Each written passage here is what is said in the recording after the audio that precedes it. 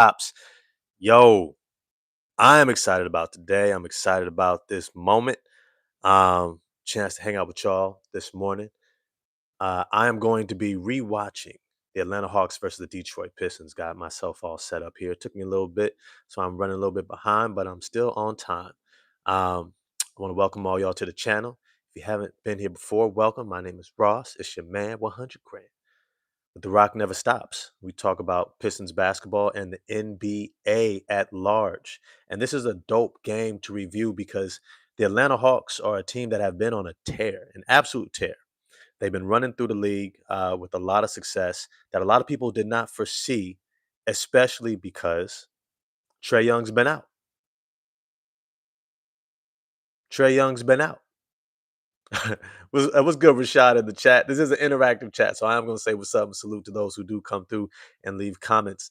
Rashad Walker, it's good to see you. I know you saying you're a little you're in Pistons withdrawal. That's why I like to talk about other things, man. That's why I like to talk about other things. Salute Kingmaker, salute the Kingmaker. Today we're gonna actually be rewatching. I got my league pass set up to watch the Hawks Pistons from December 1st, only a week or so ago.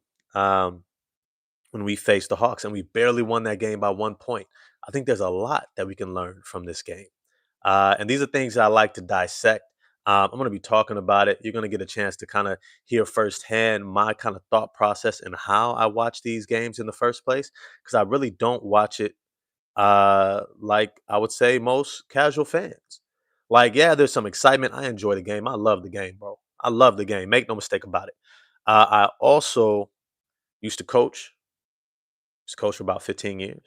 Um, I used to do personal development and training. So I used to work with individual athletes, played overseas, college, high school, elementary, AAU, professional, all sorts of things, right? So I have a lot of different perspectives. I got a background in psychology and master's and undergrad in kinesiology, athletic training, and uh, physical therapy, health and nutrition, wellness, all that stuff, right? So set my own business doing that. So I have a lot of different perspectives that I bring to my observation of the games. By the time I come to y'all and talk about it, there's a whole lot of things running through my head. And I just appreciate creating this space where y'all get to just vibe with me, you know what I mean? Because sometimes you just be watching at home and just be thinking about all these things, texting a group chat here and there, and then next thing you know, it just kind of just sits there. So this is my space to kind of like air it out. You feel me? But it's an opportunity for y'all to be a part of it with me if you enjoy. Speaking of enjoy, if you do enjoy the channel or enjoy this space, I ask that you would smash the like button for me. Hit subscribe and the bell for notifications. Remember, it's a small thing for y'all. Hit the little like button, but it's a big thing for the channel. It actually means a lot for the channel when you guys hit the like button. So I'm going to ask that you do so before we get started. And as I say, salute to the chat before we begin this game, because I only have a certain amount of time, about an hour and a half, before I got to get out of here, if not sooner. All right. Salute to the chat. Salute to the chat. John Rock 124. It's good to see you. Rashad Walker, like I said earlier, salute. We played the Hawks 3 times before the new year, but haven't played the Knicks or Toronto yet. We got a wild schedule. We do. We do. We do. Uh, what up, though? Cortez Whitlow. What's good? What's good? Welcome to the chat. Yo, it's good to see you again. Glad to see that you are an official subscriber. Got your star and everything. Got that blue star.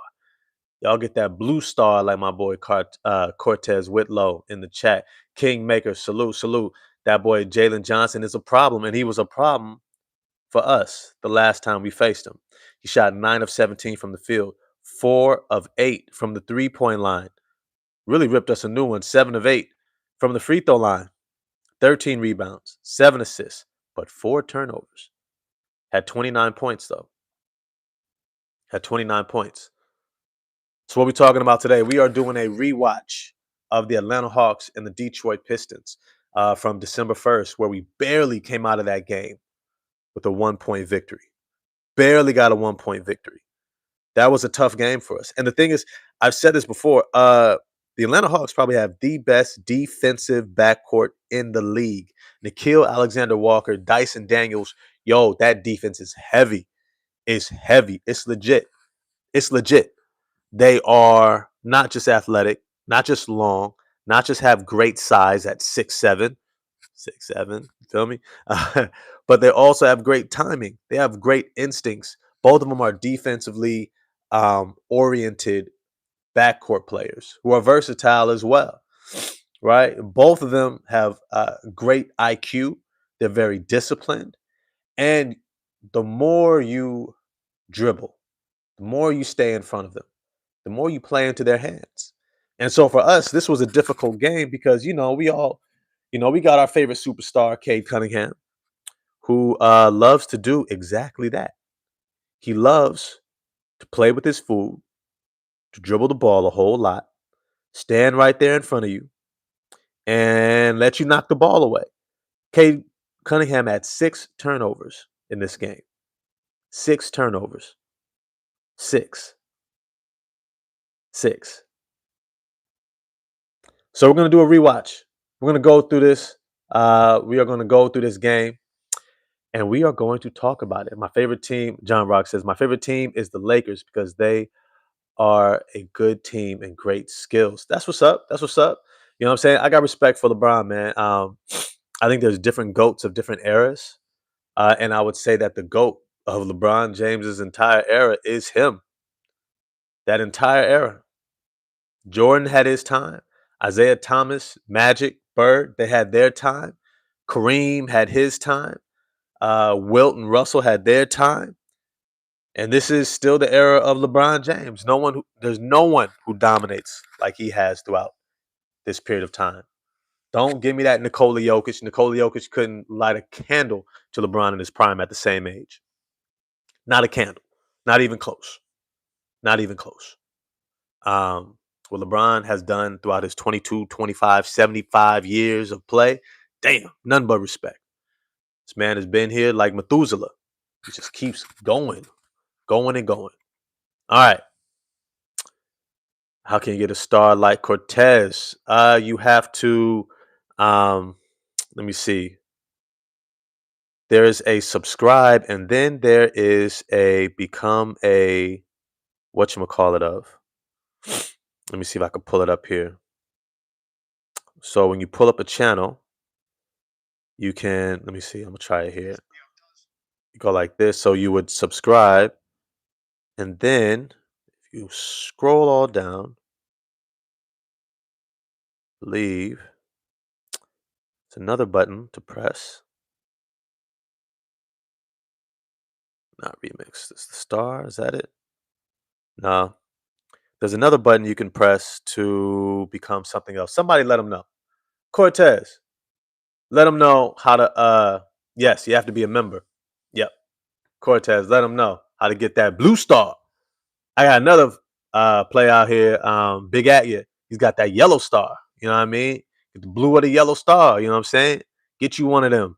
Get you one of them. All right. We about to dive in. We about to dive in. This is gonna be a good game. I'm excited to talk about this team because they are on the rise.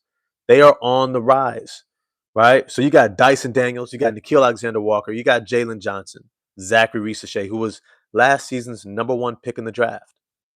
#1 pick in the draft. Onyeka Okongwu. I think he's one of the more underrated centers in the league. He reminds me a lot of Isaiah Stewart. Doesn't have the shot blocking, but is that undersized center who plays with a high motor, toughness, physicality, IQ, and a whole lot of skill. A whole lot of skill, which Isaiah Stewart still doesn't necessarily get the notoriety for because of his, sometimes antics with getting tossed out of games and technicals and stuff like that. People don't recognize that he is incredibly skilled. His timing, his shooting, his playmaking, ball handling, passing. He does so many things skillfully well that I think it gets overshadowed by the antics. So I'm looking forward to him actually potentially being put in our starting lineup sooner than later. If it doesn't happen by the end of this season, it is going to happen next year. I guarantee it. Guarantee it. It's going to happen by next year. But with that said, let's start this game. All right. In this start of the game, we have starting Cade Cunningham, Duncan Robinson, Asar Thompson, no Tobias Harris in this game. Oh, sorry, no Duncan Robinson. We started Dennis Jenkins, Tobias Harris, and Jalen Duren. Jalen Duren. Now, this is the thing. I'm all for this. The reason why is because I feel like Dennis Jenkins starting next to Cade Cunningham in this scenario is preparing Cade Cunningham to play alongside Jaden Ivey. I truly do. Uh, Jaden Ivey is going to play a very similar style. Not the same at all. Dennis Jenkins, I think he has more floor IQ, but he has he's going to be ball dominant. He's going to take shots aggressively, which Dennis does in this game, and he's also going to play with a lot of speed getting downhill. Now, here's the thing: right off the bat, Atlanta goes to getting the ball to Nikhil Alexander Walker, coming off of a off-ball screen. Jalen Duren does not hedge, nor does he communicate that screen. Now, I can't hear exactly if he said anything, but it wasn't loud enough for me to hear, which usually these microphones can pick up for the court. And this is the thing that I've said a while ago. Detroit struggles with its communication, especially on defense. But immediately you have Tobias Harris attacking the rim. He gets to the rim all the way, but he misses the layup. Probably got some contact and foul. We all know the Pistons don't really get, the call like that. But Jalen Duren is there for the cleanup. Now, this is what I love about Jalen Duren. I said this over and over. Um, if Jalen Duren is not in foul trouble, he is a problem for the league. When he is just available, he's a walking double double. He is. And in this game, he shoots 9 of 12, 3 of 4 from the free throw line, 11 rebounds. He's a +3 in this game. Jalen Duren is one of the few combinations of players who can play with touch, power, but also explosiveness. Jalen Duren is a problem for the Atlanta Hawks. And for this entire game, he would remain a problem. And I keep saying, as Onyeka Okongwu shoots a little floater over the top of him, I keep saying that Jalen Duren needs to shoot about 15 times a game. If you're shooting 75% from the field, I need you to shoot more. Doesn't that make sense? All right, we got a turnover. We got our first turnover. Dennis Jenkins with a great post-entry pass to Duren, who is not able to hang on to the ball. Hits him in the hands. If it hits you in the hands, like they say in football, hits you in the hands, it should be caught. But he loses it. Atlanta comes back the other way. Dyson Daniels scores on Cade on a little wheel around layup. 6-1 Atlanta. Atlanta plays great D. They're solid. And I love that on this play, Dennis Jenkins, my man, creates something out of nothing. Gets a little pick and roll with Tobias Harris. Bails out our offense in the half court. Was able to create his own shot. Gets to the mid-range. Splashes in a little pull-up jump shot. I can completely see Jaden Ivey doing that. Then Asar Thompson pushes it in transition, kicks it ahead to Dennis Jenkins for a missed corner three. I think Ivey knocks that down. Here comes Jalen Johnson firing in transition immediately. Now, here's the thing. Jalen Johnson is going to shoot a lot of threes against us. You know why? Because you have to. You have to. That's the only way you can really stay with the Pistons. And it's one of the areas you can exploit us by spacing from the three-point line from that front court position. We just don't contain the three well from the front court. Then we go back the other end. Here it's back and forth in transition. Dennis Jenkins misses another pull-up three. He missed his threes in this game, which was kind of surprising. I thought he would hit more threes, but, in and out of the starting lineup. Now, the game is going back and forth. In this type of a game, I'm going to be honest with you. The Detroit Pistons and Atlanta Hawks are looking to push tempo. Both teams are really good defensively and going to make it tough. They're going to make it hard for both teams to be able to set up in the half court and score. Now, there's certain things that both teams want to exploit. They want to have Jalen Duren in as many pick and rolls as possible. They want to force him to play defense. They want to force him to move his feet because they really want to try to get him into foul trouble. But the problem is they really don't necessarily have a big that can put pressure on him like that. So we're going to actually get away with having Duren on Onyeka Okongwu in this game, even though Onyeka actually has a really good game against us. Onyeka shoots 9 of 18, which is kind of wild that he takes more shot attempts than Jalen Duren does, shooting 2 of 9 from the 3-point line. He would end with 20 points, 6 rebounds, 4 assists, 3 blocks. I said I like Onyeka a lot. I like his game a lot. But then you have moments like this where Duren gets the matchup against a Kongwu and gets right to the rim. He misses the layup. He gets a little foul. He gets a little bump. Like I said, we don't necessarily get the call like we should or will after Duren makes the All-Star game. But it's to say that this is a kind of common trait. Duren can get wherever he wants on the court. Now we go back and forth. We get a stop. Tobias Harris gets a fast break, tries to throw a lob to Jalen Duren, which is not his strong suit because it was a bad lob. Duren can't get it, and it's a turnover. This would be a common sentiment in this game. A couple times, Tobias Harris missed times a lob, and we don't make it. Right? It goes out of bounds. Now, when I think about what this team is going to progress to, when we have Jaden Ivey in the starting lineup finally again, alongside of Asar and Cade, I think our transition offense is going to get that much better. That much better. I also hope over this break, Tobias Harris is working on being able to throw that lob. Because you can't be missing lobs to Duren and Asar Thompson. You just can't. And the reality is, on some of these plays, it probably would have just been better if he just kept it. 6'9" with a 7'2" wingspan. If you don't feel comfortable throwing that lob, you can't get it there, man, just peel back, bro. Just peel back. Just take the layup. And if you miss, you got two of the best cleanup guys on the offensive glass. Now, I will say, I love Dennis Jenkins at the point of attack on defense. Once Ivy gets into our starting lineup, I've been saying this for a while.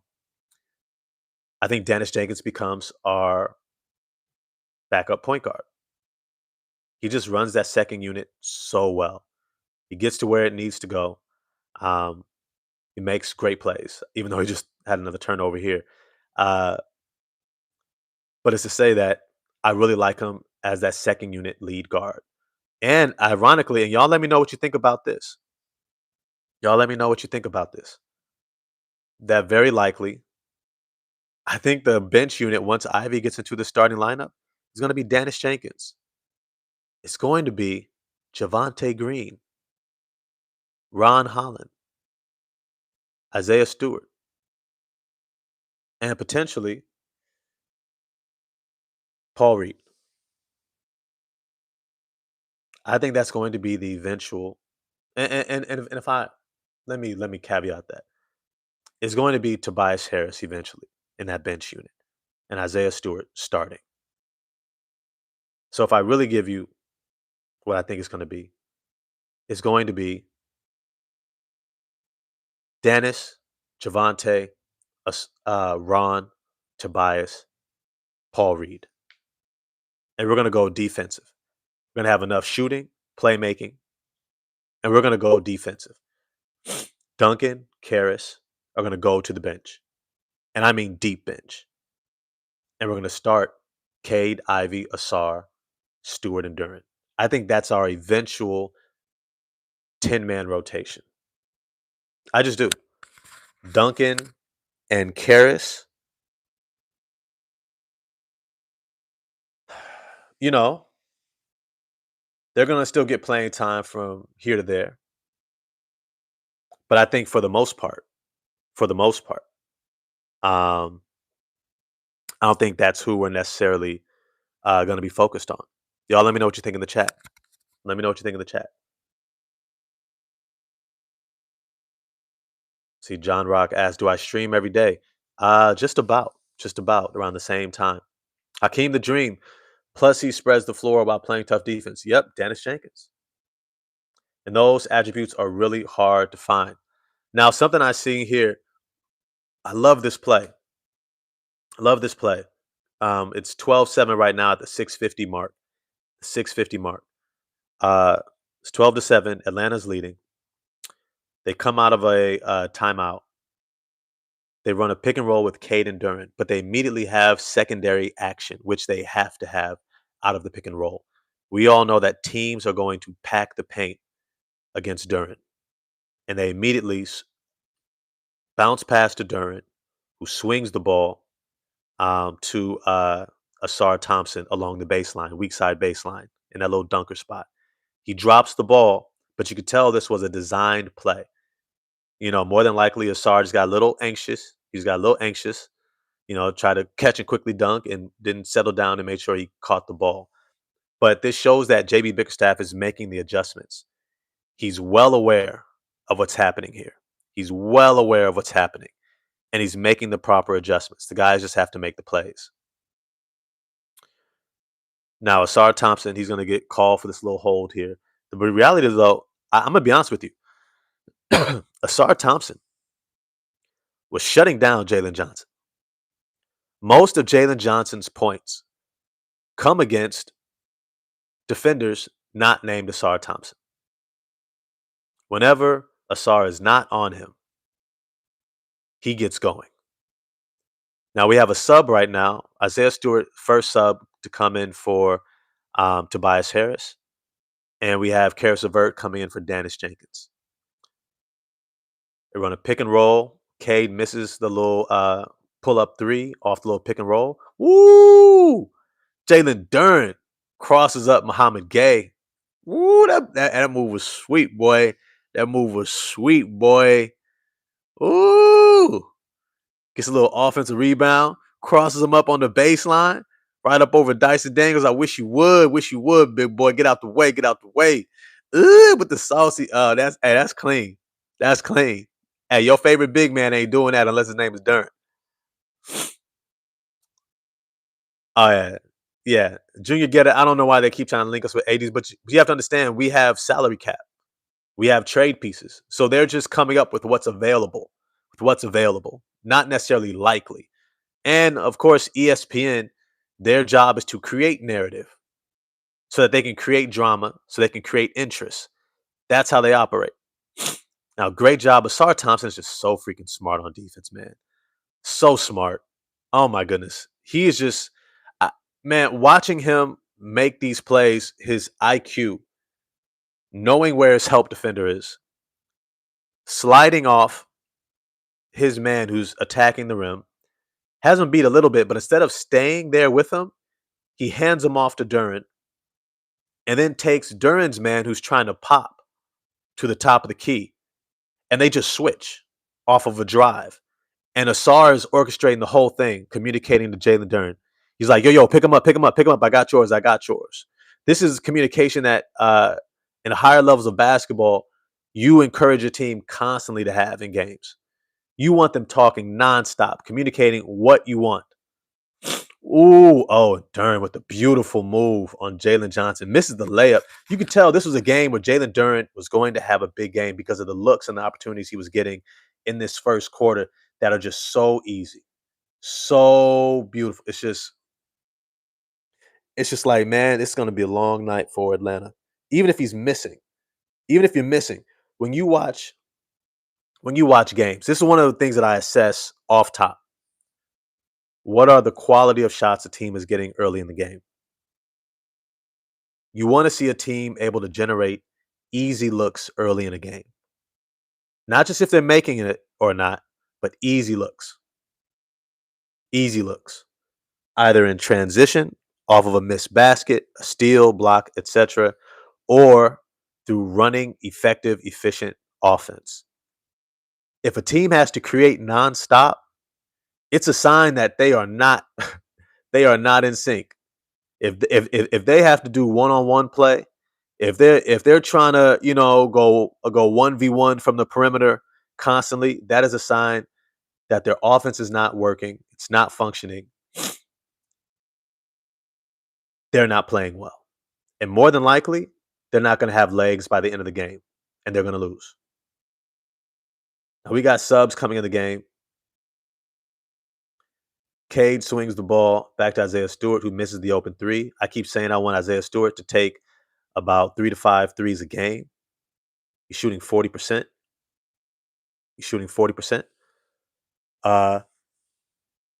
He looks great shooting the ball from the perimeter. I think he's going to become a volume perimeter shooter for us. I think he's a player who, as he progresses, as he progresses and continues to shoot that three ball, he's going to open up the game for us in a major way. I think he's going to be able to shoot it better than Tobias Harris. Better than Tobias Harris. He's going to offer us more on both ends. In this game, he only plays about, well, he plays about 25 minutes, which is cool. Shoots 3 or 4, only shoots that one 3-pointer, which I was kind of disappointed by. It was a game with only 6 points. This was a game I was like, Isaiah, you could have gave us more. You could have gave us more. Now he would as the games continue after this one. As we saw in the last game, I think he had over 20 points for us. But as I say that Isaiah Stewart brings a lot to our team. And so when he's shooting those threes, he opens up our offense in a major way. So hopefully that's something that he really kind of doubles down on. Now, something I keep saying about Cade, when he gets to this free throw line in the middle of the paint, yo, he's barbecue chicken. He's eating Sunday dinner, right? He's at the cookout. He's at the buffet. All he can eat. That's his sweet spot. That's where I want to see him constantly. Getting to that free throw line. I want him to eat there. I want him to spend so much time there. It's like he's practically camped out there. It's a home away from home, right? Home away from home. Isaiah Stewart with the block on Luke Kennard. Luke Kennard is a three-point sniper. For some reason, had the insane idea to challenge Isaiah Stewart in the paint. Gets a shot blocked. We go down the other way. Ivy swings it to Karis LeVert for the wide open three. Then we have Atlanta coming back the other way, and Nickeil Alexander-Walker with the answer, three ball over Karis LeVert in the corner. Nickeil, man, that boy can hoop, bro. That boy can hoop. I'm gonna be honest, man. I'm not saying the Hawks are better without Trae Young. Let me not say that at all. But they sure ain't missing him in the same way we thought they were. Look, every team is better with talent. Every team is better with talent. Ooh, Cade and Duran with the pick and roll. Duran with a little step around, with a little Euro step around, Jalen Johnson. I'm telling you, man, Duran is nice, bro. Duran is nice. Ooh, Cade with the rejection. Oh, let's get it. And Big Stu the other way with the Euro lefty layup. Oh, with the lay. With the lay. Yo, boy, I keep telling y'all, we got talent. We got talent.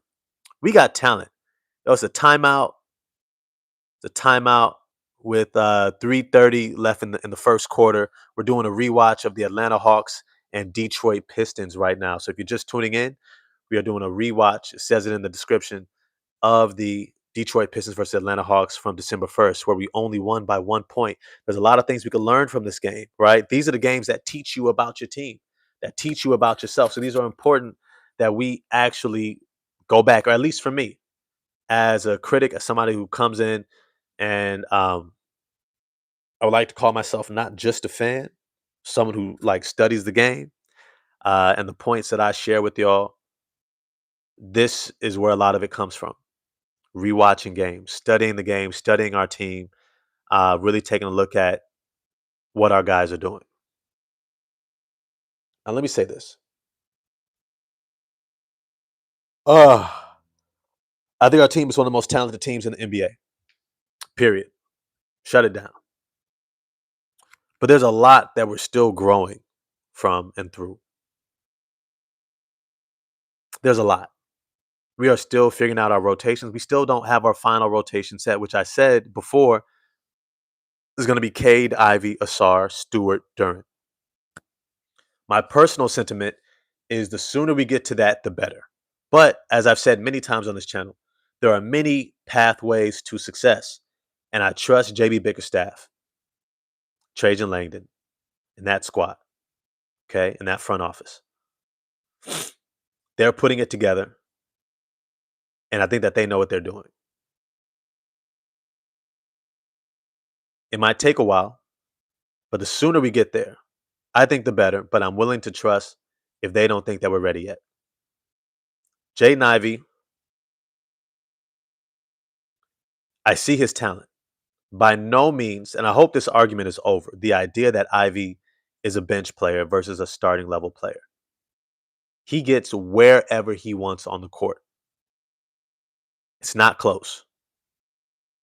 He is one of the few players who has the athleticism, the feel for the game, the nose for the rim, combined with a handle, length to get absolutely anywhere on the court. The only problem with him is that, well, he struggles to translate that to the defensive end. And maybe that is where this team is waiting to see him get to before they reinsert him in the starting lineup. Not just that, also to get off minutes restriction. Like Jaden Ivey, he gets lost. I'm watching him right now. We're at 2 minutes and 7 seconds left in the first quarter, and he's absolutely lost on defense. He's hopping around. He doesn't identify who he's supposed to be guarding. Someone else has to pick up his guy. He has no idea who he's supposed to pick up. He just kind of floats around and waits till somebody's in his area, and then he's like, "Okay, I got him." Terrible defense. Terrible team defense. And on ball, he's kind of hopping instead of stepping on defense. You may not know this, but like the technique for defense is you always want to keep one foot on the ground at all times. Because if you're hopping with 2 feet, when you're in the air and your offensive player changes direction, you can't move with them. This is where players end up playing with their hands, trying to hold that offensive player back instead of their feet. They end up out of position in a lot of hand checking calls, hold, uh, uh, fouls across the arm, pushing, block, things like that. So all these things end up happening as a result of not having a foot on the ground so you can move with the offensive player instead of behind him. Now, with that, generally, Jaden Ivey right now is somebody we have to hide on defense. He has to change that because the reality is we're not going to build this team around him. Yes, he's an extremely talented player, but we have a lot of talent. And if we're going to win a championship, we need guys who can hold their own. I think Ivy can get there, but he has to lock in. Yo, big at yo, what's good? What's good? Yo, one of my yellow star subscribers. Yo, appreciate you showing up in the chat. Hopefully these days off will help. I believe so too. D-Rock, yo, Blue Star was good. Keep it up. Hopefully, Ivy can put things together by January. The second half of our schedule will be significantly harder. Bro, I said that in the previous live.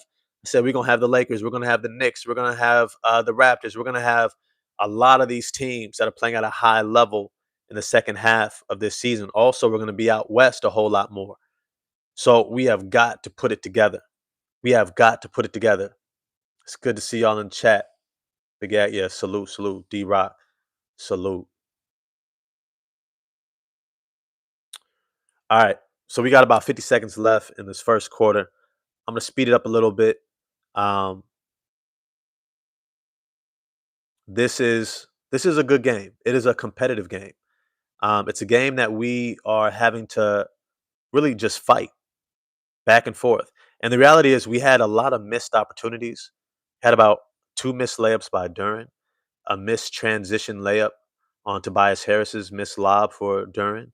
We have a missed wide open layup for Asar Thompson off of a pick and roll by Duran and Cade that we would have had, but Asar bobbled the ball. So we had about 10 points that we left on the floor. We left extra meat on the bone. When it comes to making layups and executing to make shots around the rim, we have to do it. You can't give up those opportunities because what they do is they become transition opportunities for the other team to go score, or they allow teams to hang around. This game right now with 22 seconds left is 24-23 Detroit. And shout out to Isaiah Stewart. That left offhand of his is absolutely money. Absolutely money. His left hand is as good as his right. And I love that for him. I love that for us. It's just to say, with the clock winding down, Yeka Kongwu knocks down a three. Isaiah Stewart. Once again, we struggle to cover the three ball. Teams are going to figure that out against us. I think they already have. In this game, I want to say Onyeka Kongwu took 9 threes. Yeah, he shot 2 of 9. Jalen Johnson shot 4 of 8. Then Muhammad Gay, he didn't attempt a three, which I'm kind of shocked about. But between Jalen Johnson and Onyeka Okongwu, they took 17 threes. That is a recipe for success and staying in the game against the Detroit Pistons. Some of that is helped out when we have Asar Thompson on the floor, especially when he's playing more in the front court. But when he's playing on that perimeter, he's able to cover and just switch down. Meaning, if his man is driving inside, just passes him off to the big, and he covers the perimeter, kind of almost like a matchup zone. But as the point I was making earlier is, we can't leave meat on the bone. If we have opportunities to make layups, we've got to knock it down. We have to, because that extra 10 points is the difference between going into the second quarter up 35-27 or down 27-25. These are really things to consider. So we could be putting teams away a lot earlier. We just have to make sure that we're locked in executing. Now we have Ron Holland in the game and Javante Green with Dennis Jenkins and Isaiah Stewart. I love this defensive lineup.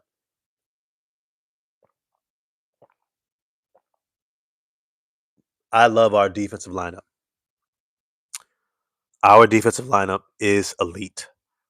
And I think that, as I've been saying, as Isaiah Stewart gets another block on Muhammad Gay. Oh, Cade, come on, give me the bounce pass in transition to Ron Holland. Another turnover. Come on, Cade.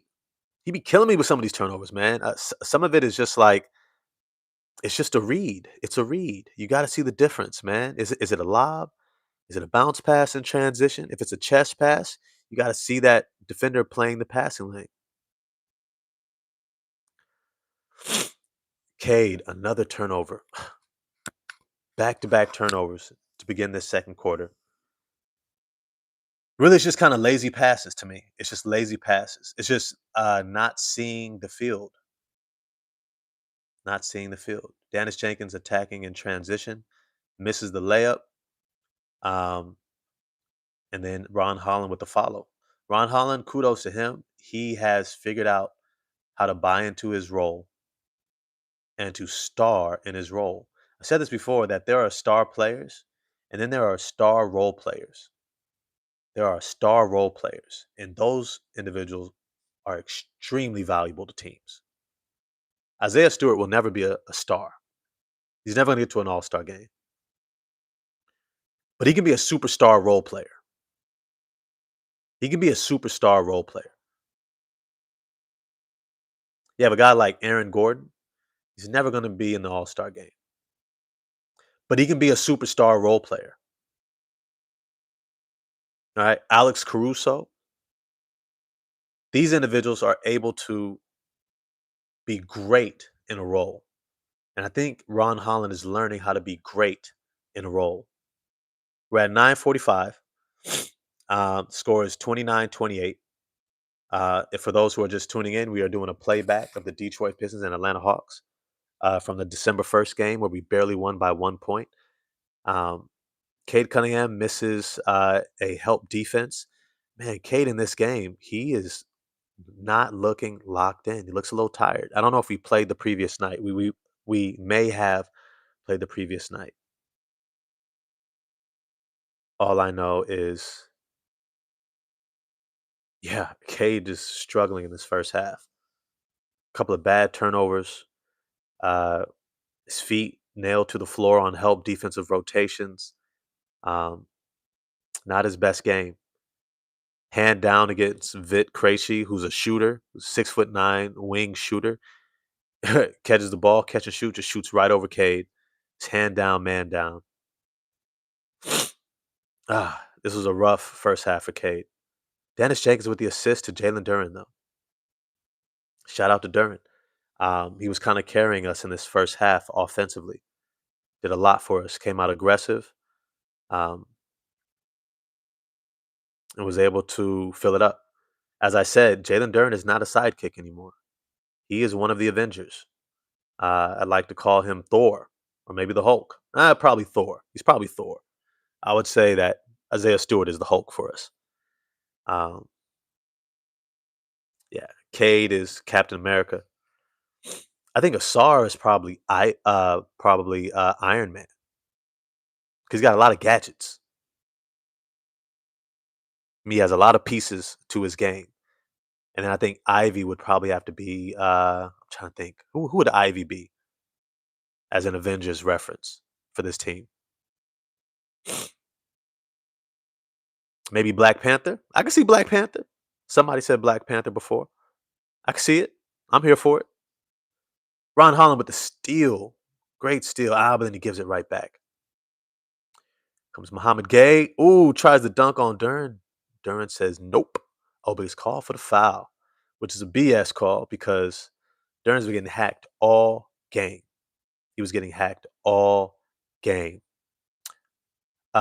Junior Guetta, if they turn the ball over like that against OKC, they're going to learn their lesson because that's going to be a 20-point beatdown. 100%. And I keep one of the things I do in my channel, I kind of have like little life lesson stuff. 'Cause that's kind of stuff that I do in my main job throughout the day. Is try to support people in life. And one of the things that I constantly say is that, conflict is not always a bad thing. Failure is not always a bad thing, right? Muscles get stronger through failure. They have to fail, they have to tear. And then in the repair, they build stronger. Sometimes getting your ass whooped teaches you a lot.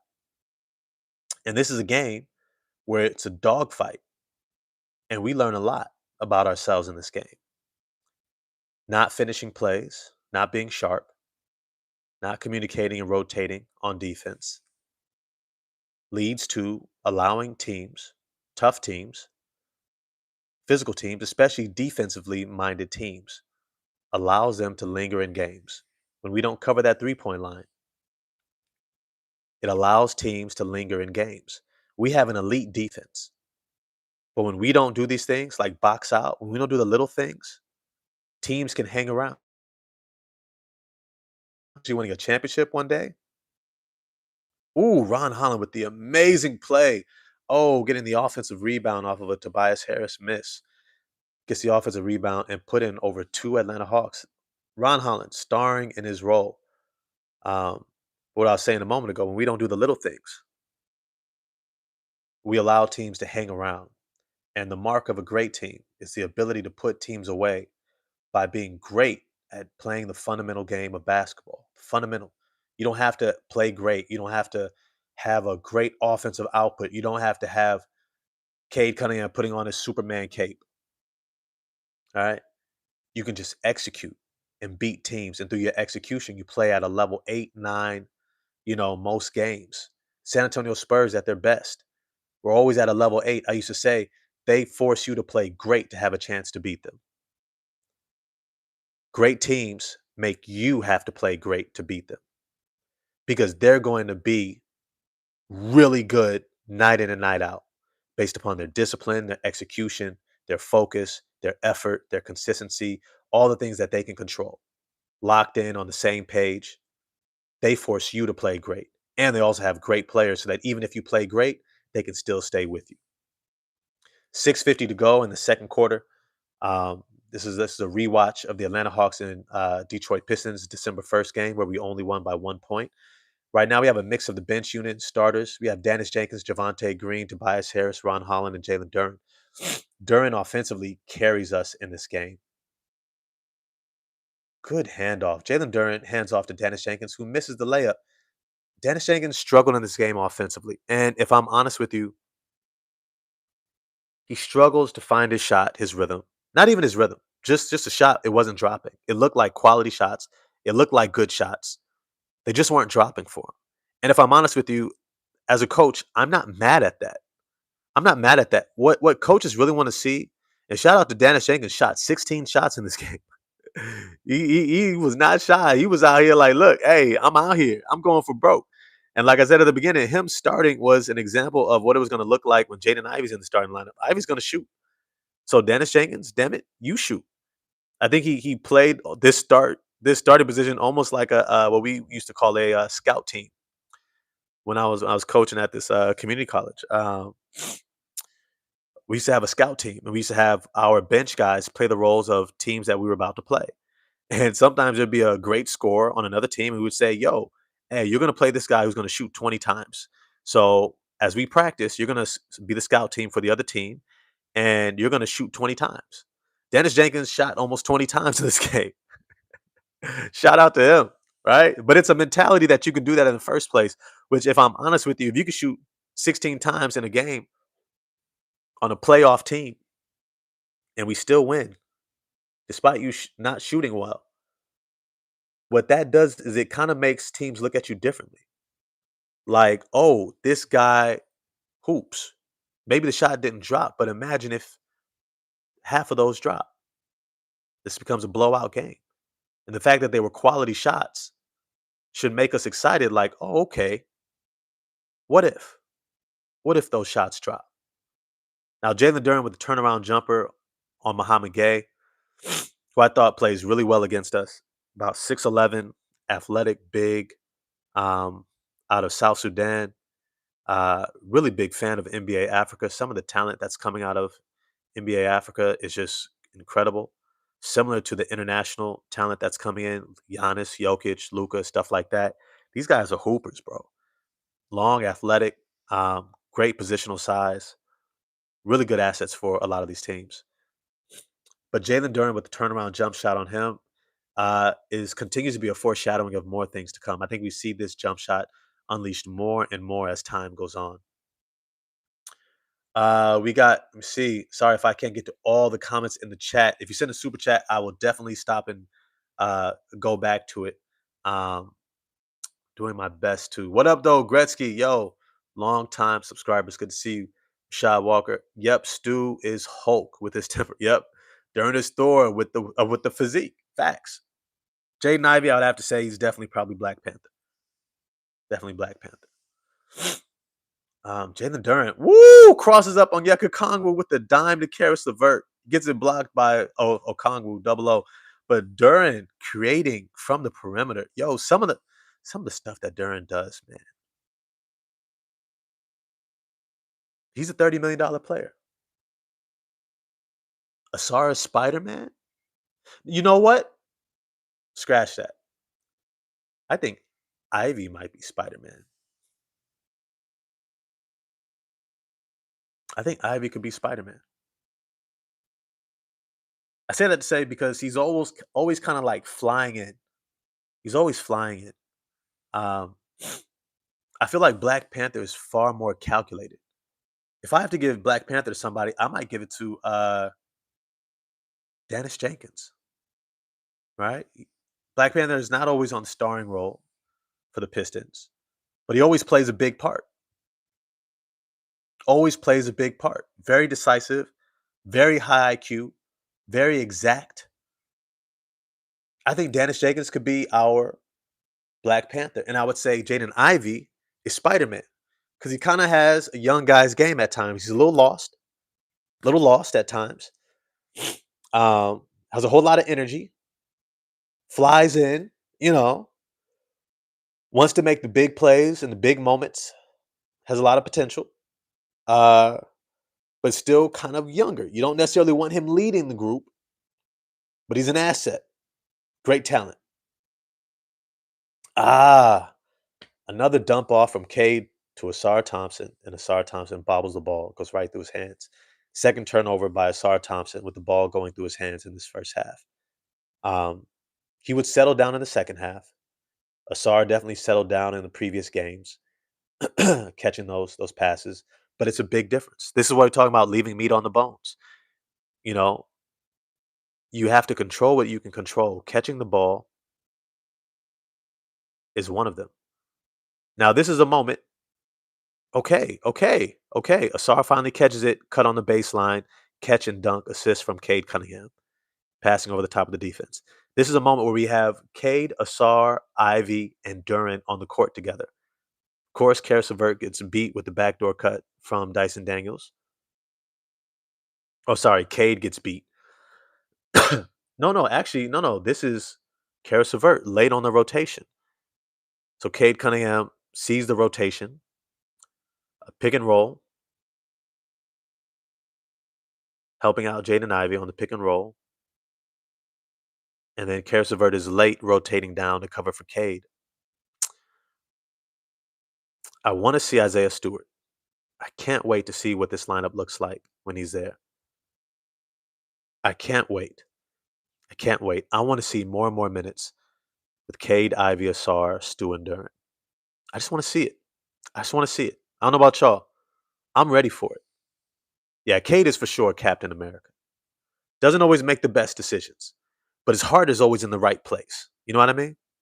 You know what I mean? Rashad Walker. They played Milwaukee two nights prior. They didn't have a back to back. Oh, for Cade, yeah. Uh, he does tend to throw those lazy passes from time to time. From time to time, I'll say consistently. Cade is known for some lazy passes. Um,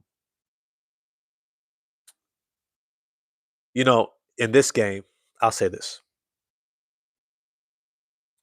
Our team continues to have a lot of potential because we have so much talent. The defense is constantly scrambling, looking for guys coming off of screens, potentially attacking the basket, um, getting downhill on a pick and roll, rolling to the rim. We have so many opportunities on this team. Teams are never going to really be able to load up on us. And the moment they do, we will have an open player every time, which makes our offense easy, which is why I was so, and I'm probably going to do a rewatch of the Milwaukee game, because while I was so impressed with Cade Cunningham's commitment to trusting the offense, it really led the way for the rest of the team to fall in line to play within the system of the team, to play within the system. We have such great defenders. I mean, I'm just watching right here. We have Isaiah Stewart with a shot block. Asar Thompson gets the rebound, takes it coast to coast, right? He's as fast as Ivy at 6'7", 6'8", 6'9", 7-foot wingspan, right? 40-inch vertical. Isaiah Stewart gets the block. Great timing. Asar gets it, comes back, and Atlanta can't even set up. He's coming. He's going baseline to baseline, outrunning almost everybody. Finishes right over the top. There's nothing that they can do. We have so much talent. We don't have to do the heroics. We just have to take care of the ball, be disciplined, play within ourselves, execute, right? Do the little things. Don't bail them out by reaching in all the time. Just play team ball. We have more than enough talent. More than enough talent. No, Iron Man. Yeah, I would say Asar is Iron Man. Yeah, I would say Asar is Iron Man. I would say Asar Thompson is definitely Iron Man.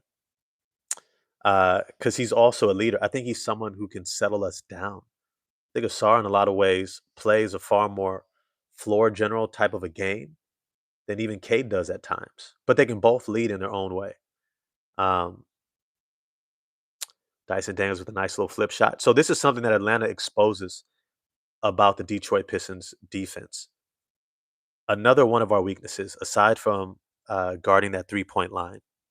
And I say all this as I point out our weaknesses. Please, best believe it's also caveated with we're 19-5. We're still kicking everybody's ass, right? So we're still playing really well. Uh, we just have some areas to continue to clean up because we're playing for a championship. And with the way things are shaping up, we might be in the finals this year. Cade in transition is a beast. Just gets the dime to Isaiah Stewart, who gets another finish. Um, ooh, Karis LeVert and Ivy on the court at the same time. Let me just say this. Let me pause this moment. Let me pause. Let me pause. Pause the game. Let me pause. Karis LeVert and Ivy cannot be on the court at the same time. Can I just say that? Let me right here from me to you. From me to you. From me to you. Ivy and Karis LeVert should not be on the court at the same time. They are both below average perimeter defenders. And when they are on the court at the same time, I see perpetually we're getting backdoor cut. Guys are slipping to the rim. Moving without the ball is very successful. We get caught in no man's land and they get wide open layups. especially with Cade. Remember, Cade is an average defender who, when he's around better defenders, can play above average when he's locked in with effort. When he's playing with Karis LeVert and Jaden Ivey, he can be at average, which around them almost looks below average. Now, I know maybe JB Bickerstaff is trying to balance it out, having Asar Thompson and Isaiah Stewart here, but I wouldn't do it. I wouldn't do it. Ghostkeeper was good. I hate seeing Ivy and Levert. Ghostkeeper, one of the subscribers, has that blue star, baby, blue star. I hate seeing Ivy and Levert share minutes. Makes my eyes hurt, bro. It's making my eyes hurt right now. It's making my eyes hurt right now. I'm watching. I had to pause and stop. It's making my eyes hurt. Ugh. Is it just me with the insight? Yo, can't wait for OKC. Um, yep, February 25th at home. Will the Pistons be ready? That's more than enough time to be ready. That's after the All-Star break. It's after the All-Star break. We should be ready. Black History Month. We should be ready. And I look forward to seeing how we perform.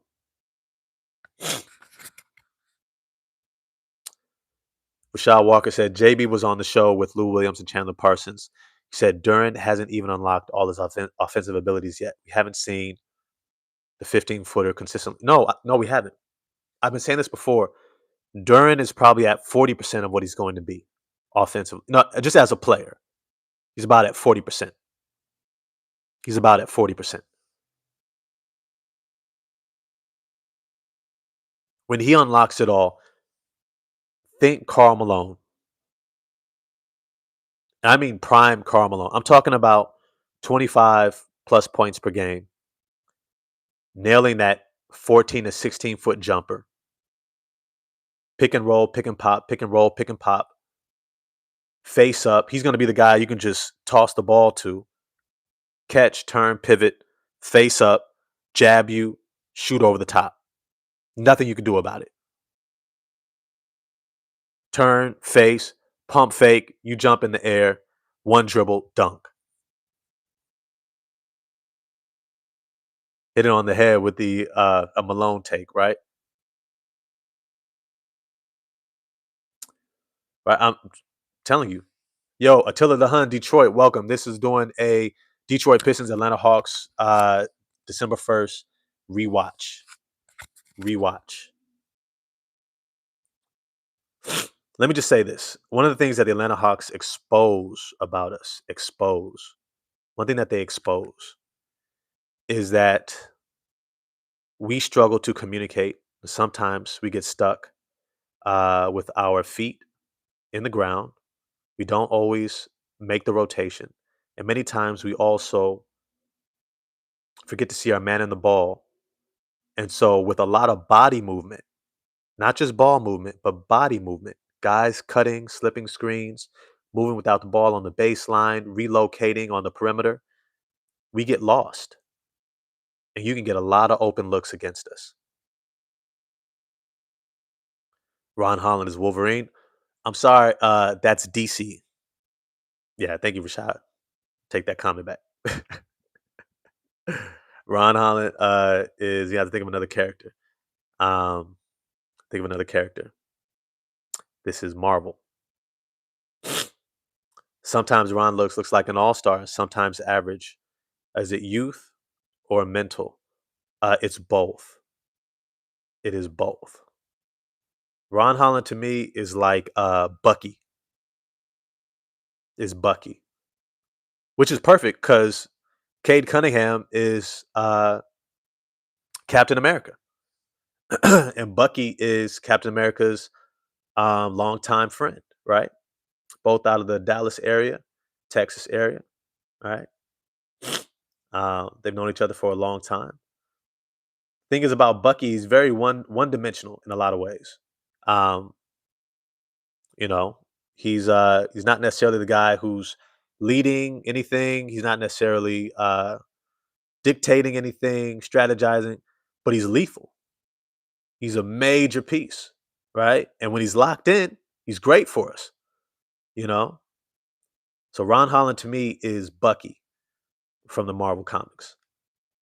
If you're just tuning in, we're doing a rewatch of the Atlanta Hawks Detroit Pistons December 1st game where we only won by 1 point. We're seeing what we can learn about our team from this. JB is Nick Fury, 100%. Great job. Great job. Shot. Shot. I already said the X-Men is not in the same uh, universe as Marvel and all these guys. At least I don't think. Am I tripping? Am I tripping?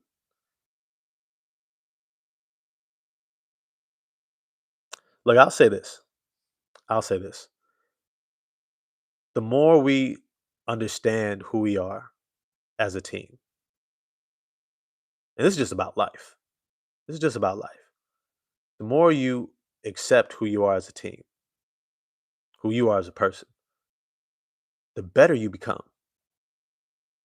And you don't just become better uh, incrementally. Once you really buy into who you are, you take leaps in your potential in life and the things that you can find success at. And the reason why is because you stop second guessing and thinking and overthinking stuff. Like me, I'll say this about myself. I've been late every day probably since first grade. As Cade Cunningham dribbles the ball off his foot, third quarter, 10 minutes to go. We're down by 5. Cade Cunningham dribbling the ball off his feet. Yeah, 6 turnovers in this game. What the hell, Cade? Uh, let's go, Captain America. But it's to say that, I always grew up late. Latchkey kid, getting late to school, getting late to work, stuff like that. I had to take buses, stuff like that. It was tough. Moms would drop me off late as a kid, stuff like that. I was just late. When I just accepted that and recognized I was going to need to start my own business to be able to uh, create the life that I wanted, life got a lot easier. It got a lot simpler. I wasn't stressing about, oh, I got to be there at a certain time. That doesn't work for me. Now, that's just an example for me. As K drives to the middle of the paint, to that little free throw line area, pull up, push shot, money, money. I keep saying that's Cade's spot where he has to eat. He has to eat every single game. He should be attacking the middle of the court, not the rim, not always trying to get downhill to the rim. Just get into the paint, 2 feet in the paint. Just get 2 feet in the paint, Cade. All is to say, the more this team gets to know themselves and accept who they could be, they stop trying to do the things that doesn't play to their strengths. Asar Thompson with an amazing defensive play in transition. Sprinting back, getting a deflection leads to a steal by Cade, gets us back out and transition the other way. Good recovery defense by Atlanta as well. We have some incredible talents on this team. We have to buy in. We have to buy in, but this is a growing process. And as much as I, at times, want to see us be what I see we can be sooner than later, I also have to be patient because the reality is this team is growing at its own pace. You can't rush the process of life. And the reality is you really don't want to because there's something for you in every moment. There's something for you in every moment. You don't want to rush life. You don't want to live life thinking that there's something better in front of you because even when you get there, you're going to keep thinking that there's something better when you get to the next thing. I guarantee you, 10 years ago, you wouldn't have imagined where you are today. And if you did, you probably wouldn't have seen all the wonderful things that you have available to you today. So be grateful for today. Be grateful for today. I got to go in a little bit. I got about 5 more minutes. We're not going to get to the whole game. This ends up being a really good game. Asar Thompson causes another turnover on Jalen Johnson. Having an Asar Thompson in your bag as a team is huge. Absolutely huge. Asar Thompson is one of those dudes you can go take him out the game and he can do it. You just deploy him. Like, I like Jalen Johnson as a talent. He's a really good player, similar to like a Franz Wagner. But if you put Asar Thompson on those guys are going to have a horrible night, which is why I want to see Isaiah Stewart in the starting lineup because he can do that with another team's front court player. And then once we get Ivy locked in, especially on defense as a point of attack defender, then we can just say, Ivy, you be the point of attack and guard the other team's best ball handler. And now you have a game in which we can dominate, cutting the head off the snake, take away their best perimeter offensive player, take away their best interior scorers. We could take away so much. We're not quite there yet. I think we're going to get there. Ooh, okay. Over dribbling against the Atlanta Hawks. Don't do it. Don't do it. If you over dribble against the Atlanta Hawks, you're going to have a lot of turnovers. Dyson Daniels, Zachary Risachet, Jalen Johnson, Onyeka Kongwu, Nikhil Alexander Walker. These dudes get their hands on everything. It's got to be one dribble, pass, one dribble, shot, one dribble, layup. You can't over dribble. You got to get to your spots, keep your head up, move the ball, move without the ball, find the open guy. Yeah, Ron Holland is Bucky. Ron Holland is Bucky. Asar Thompson, Iron Man. Cade Cunningham, Captain America. Jalen Duren is Thor. Isaiah Stewart is the Hulk. Dennis Jenkins is Black Panther. I really do think he's going to be a part of our core, if I'm honest. I do think Dennis Jenkins is going to be a part of our core long term. Yeah, it's the best way to break the zone. I think we have figured out the zone. I'm not scared of the zone no more. I think our team has figured it out. We're good to go. No, I don't think there's any way in hell we're trading for Anthony Davis. We're not trading for anybody with a $50 million uh $50 million a year contract. No Anthony Davis, no Lauri Markkanen. No, I'm gonna be honest. Right now, if you're not someone like Cade or Luca, you're not worth $50 million in today's NBA under this second apron. and let me caveat that you are worth it because these teams make. You would be shocked to realize these owners are making maybe 3 to 4 times what they pay the entire roster for the year each year. Grover's probably making 3 billion, 4 billion a year in terms of total value, basketball and non-basketball related income, just from owning this team. You have to understand sometimes you create businesses or you partner with other businesses to support your business, right? So there's like collateral business. He's probably making somewhere around $3 billion a year off of this team and only having to pay about $350 million or less in total salary contracts. Really, I think it's only up to like 150, something like that.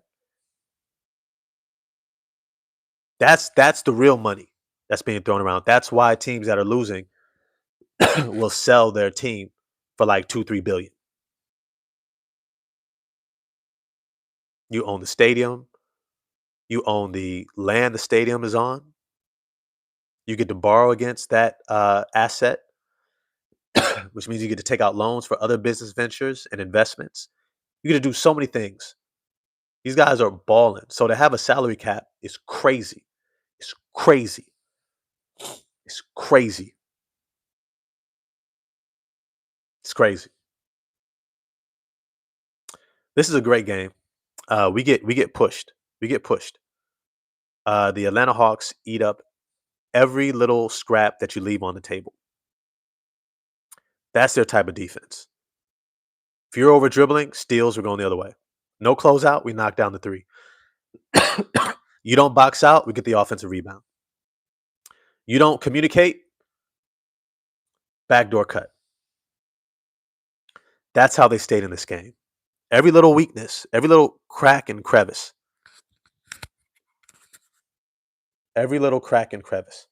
Atlanta exposed against us. Playing them again in a few days, I think on Friday. I want to see how well we shore up those cracks and crevices. That's what I want to see. That's what I'll be excited about. How do we do with that? How well do we shore up the parts of our game that leave us exposed? That's going to tell me a lot about this team. Period. Yo, it's your man 100 grand. Ross of the Rock never stops. If you've enjoyed this playback, the Atlanta Hawks, Detroit Pistons, we didn't get a chance to finish it. It's third quarter right now with 4 minutes to go, but I gotta go because I was supposed to be there at 9:30. It's 9:32. All this to say that I had a ball with y'all. If you haven't had an opportunity already, please smash the like button for me. Hit subscribe and the bell for notifications. Really do appreciate all the love and support. I truly do. Had a great time. Whew, as Jalen Johnson knocks down another three over Isaiah Stewart, slow to close out. We struggle to contain that 3-point shot, especially in the front court. It's probably why we're still starting Tobias Harris. All that's to say, I hope y'all had a great time rewatching this game with me. Feel free to go back on your own, finish watching the game. NBA League Pass. Uh, it's worth it for me. Um, Let me know what you see in the comment section. I will try to get back to your comments as much as possible. But I appreciate all my subscribers, especially those who are a member of this channel. That helps out a huge amount. Shout out to my members, Big at ya, Ghost Keeper. I'm trying to get to all my subscribers in this one. Big at ya, Ghost Keeper. There's one more. Cortez Whitlow. Shout out to y'all, man. Shout out to y'all. Being a member of this channel, it means a lot. It really does. Life is not always easy, and for me, honestly, this channel is like a godsend. But I always like to leave you all with a word of the day before I get off here. My word of the day is this: no one has ever had to be perfect to be great. That is my word of the day. No one has had to be perfect to be great. Jordan was punching his teammates in the face and was ball hogging for most of his career. Shaq couldn't make free throws, sometimes didn't always have the best work ethic to stay in great shape. Kobe struggled in leadership. Uh, Luca in concentration, right? Stephen Curry, loose with the ball, throwing it away. Kevin Durant, leadership. LeBron James, right? At times, how he responds to situations we don't like. And yet all these guys were great. All-time greats. One of the greatest of all time. Stop focusing on the things that you don't do well. Focus on the things that you do well, that you do great, and gear your life around that.